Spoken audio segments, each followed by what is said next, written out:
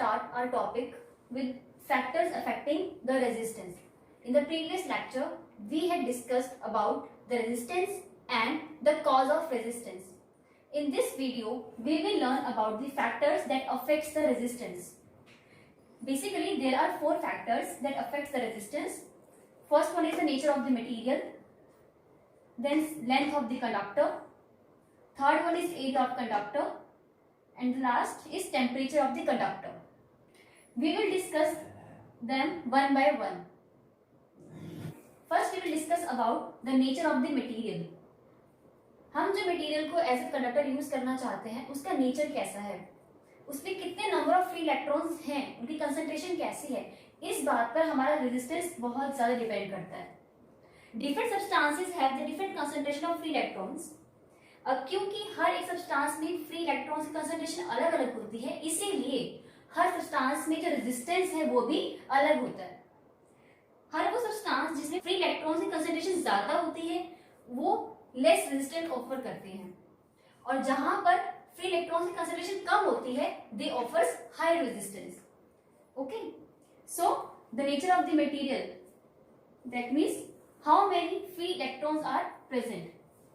इसमें बेसिकली हम concentration of free electrons के बारे में बात करते हैं.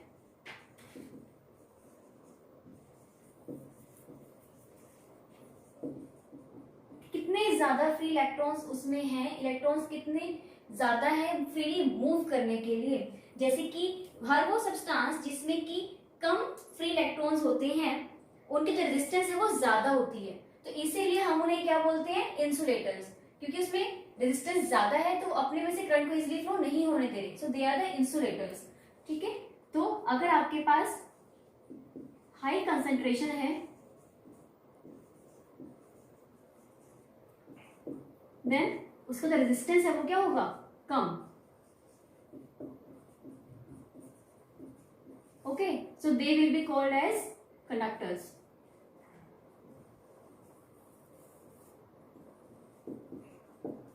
लेकिन जहां पर कंसंट्रेशन कम है, less concentration of free electrons, वहां पर रेजिस्टेंस क्या होगी, ज्यादा, हाई रेजिस्टेंस, तो they will be known as insulators. Main role यहां पर फ्री इलेक्ट्रॉन्स का ही है, और ये चीज हम पहले अपने लेक्चर्स में पढ़ चुके किस तरीके से एक फ्री इलेक्ट्रॉन्स की मूवमेंट, फ्री इलेक्ट्रॉन्स का मोशन करंट के लिए रिस्पॉन्सिबल होता है, right. Then the second is the length of the conductor. हमारे कंडक्टर की लेंथ कितनी है, the more is the length, more is the resistance. अगर हम अपनी लेंथ को we will denote by L, right, L is the length of the conductor, then the resistance is directly proportional to the length. जितनी ज्यादा आपके पास conductor की length होगी उतना ही ज्यादा रेजिस्टेंस होगा. क्यों, क्योंकि जो वहां पे फ्री इलेक्ट्रॉन्स हैं उनकी जो कोलिजन है वो ज्यादा हो जाएगी as compared to the shorter length. Suppose आपके पास एक कंडक्टर है, राइट, और इसकी इस टाइम पे लेंथ है L1, और एक ऐसे ही सेम रेडियस का हमने एक कंडक्टर लिया है दूसरा जो थोड़ा सा बड़ा है, इसकी लेंथ है L2. तो दोनों में से किसकी रेजिस्टेंस ज्यादा होगी, जिसकी लेंथ ज्यादा है, because more is the length, more is the resistance. Because यहाँ पे जो फ्री इलेक्ट्रॉन्स हैं उनकी जो कोलिजन है पॉजिटिव आयन के साथ वो ज्यादा हो जाएगी, तो जब कोलिजन ज्यादा होगी तो रेजिस्टेंस भी बढ़ जाएगा, right. So R is directly proportional to the length of the conductor. Next is the area of the conductor. हमारे कंडक्टर का एरिया कितना है, बेसिकली जो रेजिस्टेंस है वो उस एरिया का इनवर्सली प्रोपोर्शनल होता है.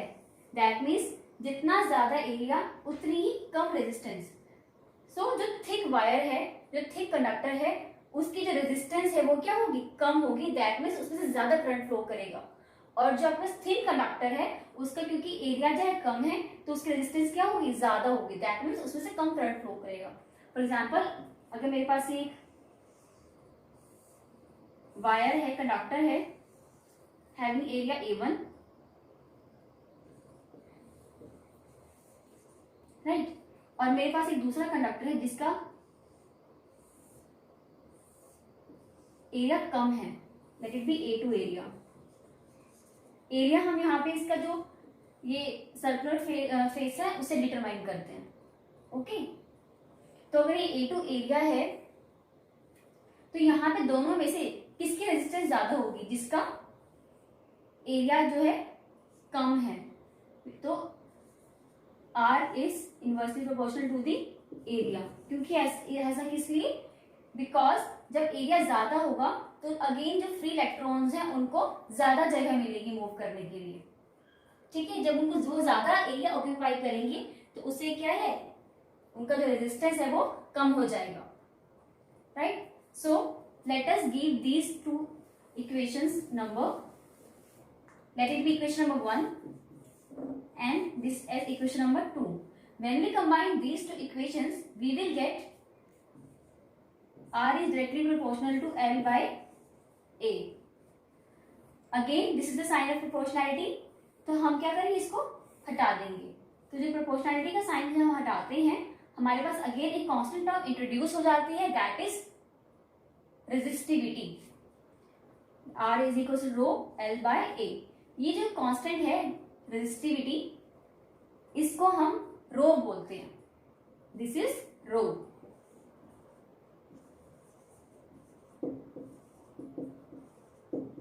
रेजिस्टिविटी और हम बोलते हैं क्या इसको, रो। रेजिस्टिविटी के साथ साथ इसको हम एक और चीज बोल सकते हैं, that is specific resistance. Specific resistance. So this is our result. इस रो का भी कुछ सिग्निफिकेंस है, वो मैं आपको बाद में बताऊंगी। उससे पहले हम जो लास्ट फैक्टर है टेम्परेचर, उसे डिस्कस कर लेते हैं। That with increase in temperature, जब हम टेम्परेचर को इंक्रीज करते हैं तो उससे क्या हो जाता है, जो रेजिस्टेंस है वो भी बढ़ जाती है। That means if we increase the temperature the resistance will increase. जितना ज्यादा टेम्परेचर आप बढ़ाओगे उतना ही ज्यादा जो रेजिस्टेंस है आपके कंडक्टर का वो बढ़ जाएगा, ठीक है। तो और अगर आप टेम्परेचर कम कर देते हो, टेम्परेचर कम करने से रेजिस्टेंस आपके कंडक्टर की कम हो जाती है। तो जब रेजिस्टेंस कम हो जाएगी तो करंट उसमें से बहुत ज्यादा इजीली फ्लो करने लगेगा। So with the increase in temperature of a conductor, the random motion of electron increases. As a result, the number of collision of electrons with the positive ions increases. Hence, the resistance of the conductor also increases. Right?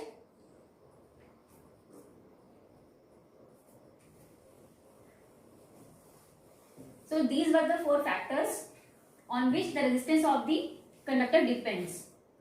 Now, let us talk about the resistivity.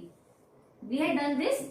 R is directly proportional to the length, R is inversely proportional to the area. By combining these two equations, combining 1 and 2,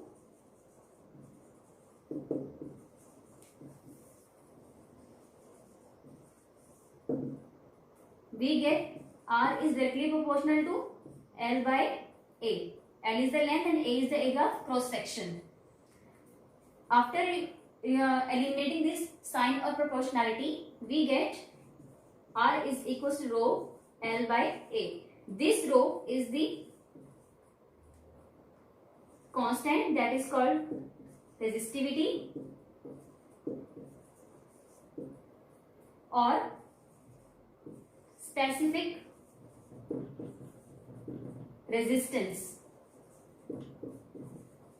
Okay? और इसको हम बोलते हैं रो, इसे हम रो बोलते हैं। तो बेसिकली ये रो होता क्या है, अगर हम चाहें इसकी न्यूमेरिकल वैल्यूज कैलकुलेट कर सकते हैं। If L is equals to 1 meter, that means if I took the length of a conductor 1 meter and area is also 1 meter square, that means a conductor of unit length and unit area, then your resistance will be equals to the resistivity. R is equals to rho.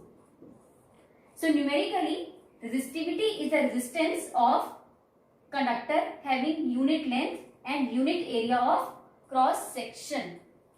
Basically, this resistivity is the property of the material. कि अगर आपके पास कोई conductor है, ये conductor है,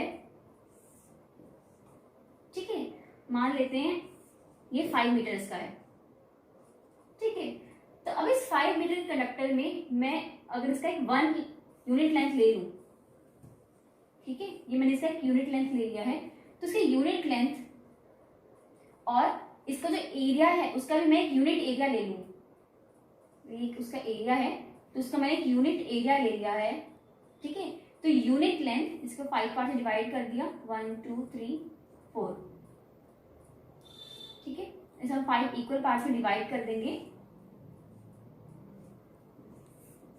तो उसका जो एक यूनिट एरिया है, यूनिट लेंथ है वो, और इसका एक यूनिट एरिया में, unit length having unit area, suppose इतना सा मैंने ले लिया, पोर्शन कंसिडर कर लिया है यूनिट लेंथ और यूनिट एरिया में, तो यहां पर कितना रेजिस्टेंस है, that is the resistivity.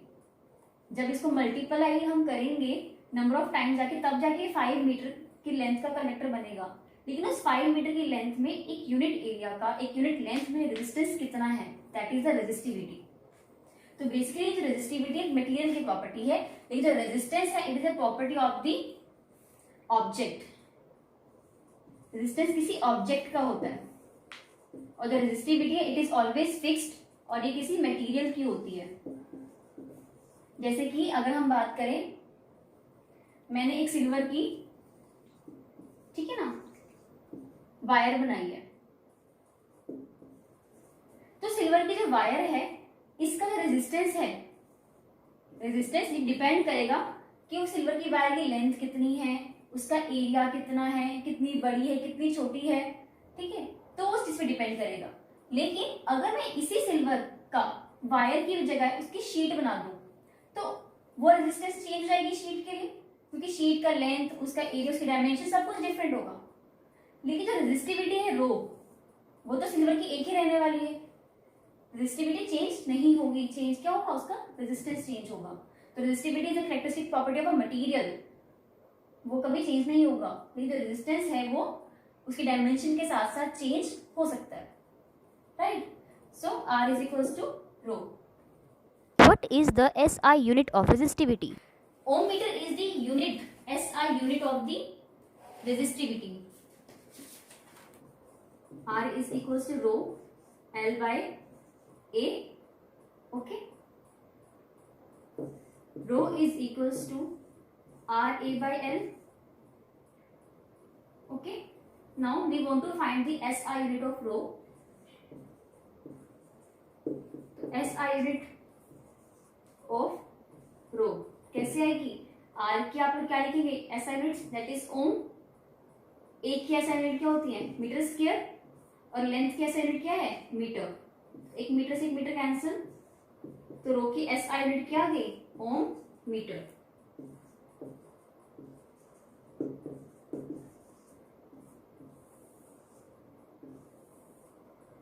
Okay, तो ohm meter is the SI unit of rho. Now, as you can see in the table that the metals and alloys have very low resistivity in the range of 10 raised to the power minus 8 ohm meter to 10 raised to the power minus 6 ohm meter. So they are called the good conductors of electricity, because when resistivity is low, the conductivity is high. So they are called the good conductors. Whereas the insulators like rubber and glass, they have high resistivity of the order of 10 raised to the power 12 to 10 raised to the power 17 ohm meter. So when the resistivity is high, the resistance is also high, and they do not conduct electricity much. They have very negligible electric current. Also, the resistivity of an alloy is generally higher than that of its constituent metals. Alloys are the mixtures of the metals. So the resistivity of the alloys are generally higher than their metals. as alloys generally do not oxidize at high temperature, so they are commonly used in electrical heating devices like electric iron, toasters, etc. Tungsten is used almost for all the filaments of electric bulbs. Okay, so this is the reason that why we use alloy in the electrical heating devices. Now next we will do the combination of resistances. First of all, we will do the combination of resistances in series. That means when number of resistances are joined in series together.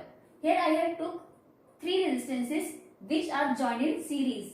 Series means end to end. All the resistances are connected end to end with one another. So this is our arrangement.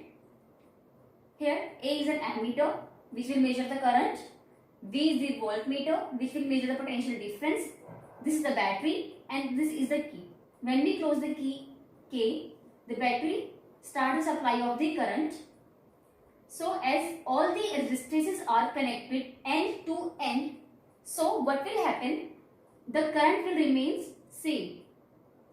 सभी resistors में current same जाएगा and the same current I will return to the battery. तो आप क्या देख सकते हैं यहाँ पे कि जो करंट की वैल्यू है that does not change, current remains same. Current remains same in series arrangement.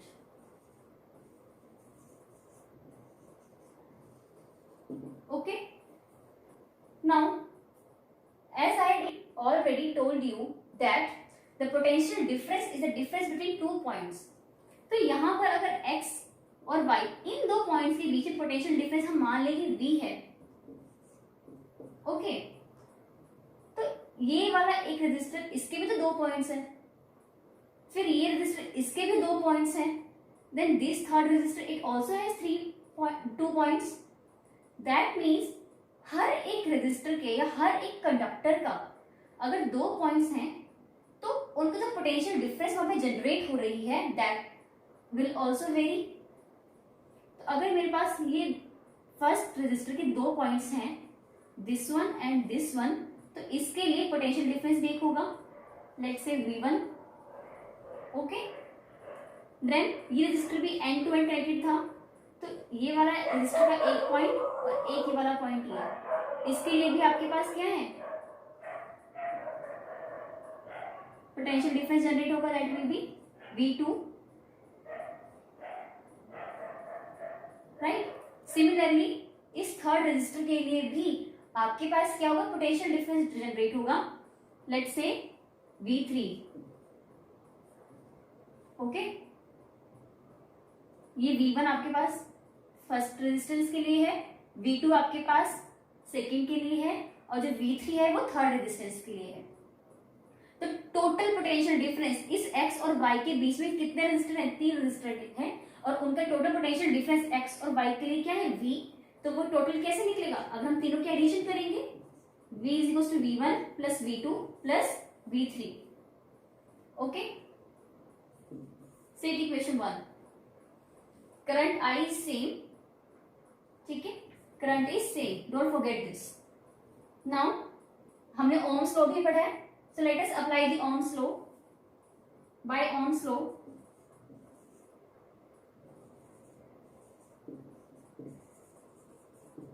V के लिए V is equals to IR1. See, this is the first resistor R1, this is second resistor R2, and this one is your third resistor R3. Okay, now V is equals to IR1,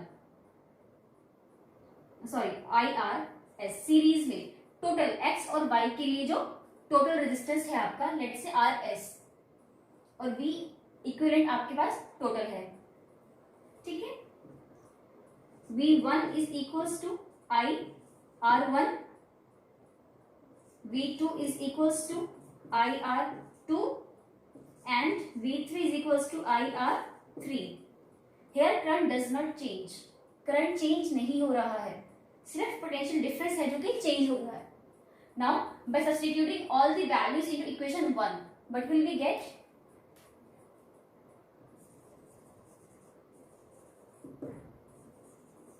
Substituting values in 1, सभी values को हम 1 में substitute कर देते हैं, then we gate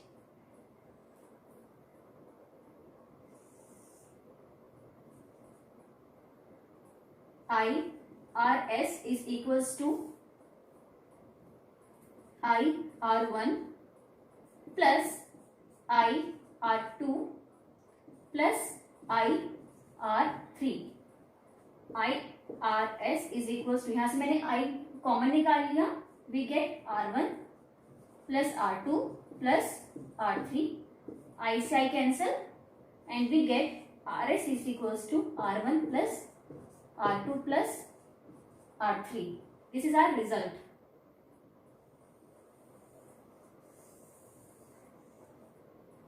This is the result. तो आप इसमें देख सकते हो कि इसमें जो इक्विवेलेंट रेजिस्टेंस आएगा that will be greater than any individual resistance, क्योंकि सबका सम है, इसीलिए जो इक्विवेलेंट रेजिस्टेंस है वो किसी भी इंडिविजुअल रेजिस्टेंस से ज्यादा ही आएगा। तो अगर आपसे कभी क्वेश्चन में मैक्सिमम रेजिस्टेंस के लिए पूछा जाता है, दैट मीन्स वहां पे सीरीज अरेंजमेंट है। ओके, तो अब एक बार फिर से ध्यान से देखिए कि यहाँ पे जो पोटेंशियल डिफरेंस है वो चेंज क्यों हुआ, क्योंकि डिफरेंस हमेशा वो पॉइंट्स के बीच में जनरेट होता है। तो करंट तो एक जैसे ही फ्लो कर रहा है, बट जो पोटेंशियल डिफरेंस है वो चेंज हो रहा है हर एक रेजिस्टेंस के लिए। So this was our resistances in series. Next we will do resistances in parallel. So in this arrangement, as you all can see that I had adjusted 3 resistors and all the 3 resistors are in parallel arrangement. 3 resistors लिए हैं मैंने R1, R2 and R3 और ये तीनों ही resistors मेरे 2 point X और Y के बीच में हैं। R1 के 2 पॉइंट्स L और M कनेक्टेड है, एक पॉइंट X से कनेक्ट है and 1 point is connected to Y। Second resistor का एक पॉइंट P X से कनेक्टेड है and the second point Q is connected to the Y. Similarly, R3 resistor का one point S it is connected to the X and the second point T it is connected to Y. अब इसमें क्या हो रहा है, जब आपने की क्लोज की, when the current starts flowing, तो इस पॉइंट तक करंट आपके पास आ ही आ रहा है, पर जैसे ही वो यहाँ पे पहुंचता है, यहाँ पे करंट की ब्रांचिंग हो जाती है। करंट का एक पार्ट R1 रजिस्टर में चला गया, करंट का एक part I2 it goes to the R2 resistor and the third part I3 it goes to the R3 resistors. तो फर्स्ट R1 रजिस्टर में से ये I1 करंट फ्लो करके आया, I1। सिमिलरली सेकेंड रजिस्टर में से ये I2 करंट फ्लो करके आया और थर्ड रजिस्टर में से I3 करंट फ्लो करके आया। जब यहां पर एक ही करंट में से ये सब डिस्ट्रीब्यूट हुए थे, that means I was equals to I1 plus I2 plus I3। तो जब ये वापस आ रहे हैं Y पॉइंट पर, यहां पर भी ये जो I करंट है वो कब बना है, जब I1, I2 और I3 तीनों करंट मिलकर वापस आए। तो जितना करंट एंटर हुआ था आपके सिस्टम में, आपके अरेंजमेंट में, उतना ही करंट बाहर भी आ रहा है। तो आपके पास टोटल करंट बेसिकली यहाँ पे क्या है, I is equals to I1 plus I2 plus I3. So in the previous case when the resistances were in series, वहां पे करंट सेम था, बट here करंट changes। हर एक रेजिस्टर में करंट की वैल्यू क्या है, अलग है। तो सेम क्या है यहाँ पे क्या चीज चेंज नहीं हो रही, that is the potential difference. क्योंकि यही वाला रजिस्टर 2 पॉइंट्स में है, सेकेंड रजिस्टर भी उन्हीं 2 पॉइंट्स में है और थर्ड रजिस्टर भी उन्हीं 2 पॉइंट्स में है। तो इसी वजह से आपका पोटेंशियल डिफरेंस है V is same, here V is same और जो करंट है वो क्या है, चेंज हो रहा है। So by applying ohm's law,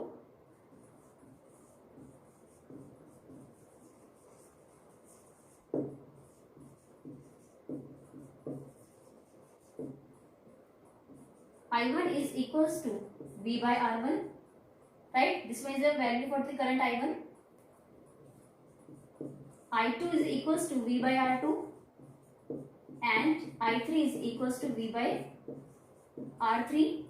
और अब क्योंकि तीनों रेजिस्टेंसेस पैरेलल में हैं और हमें जो इक्वल रेजिस्टेंस चाहिए उनके लिए, तो मैं क्या करती हूँ, उसको RP लिख देती हूँ. That is I is equals to V by RP. Okay. Now substituting all these values into equation 1.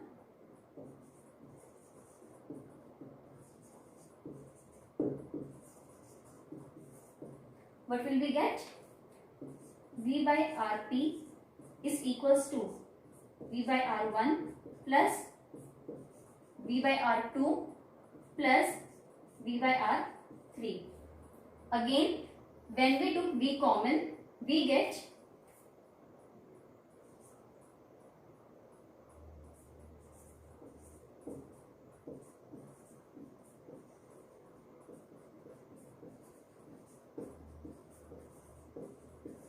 यहाँ पर V से V कैंसिल हो जाएगा, तो आपके पास इक्विवेलेंट रेजिस्टेंस जो है वो क्या आ जाएगा, 1/RP is equals to 1/R1 plus 1/R2 plus 1/R3. This is the equivalent resistance in case of parallel arrangement. तो आप देख सकते हो कि अगर ये रेसिप्रोकल है वैल्यूज, तो यहाँ पे जो रेजिस्टेंस है वो क्या होगा, मिनिमम होगा. So we conclude that the reciprocal of the equivalent resistance of a group of resistances joined in parallel is equal to the sum of the reciprocals of the individual resistances, and by this way we get the minimum resistance of the arrangement. Okay.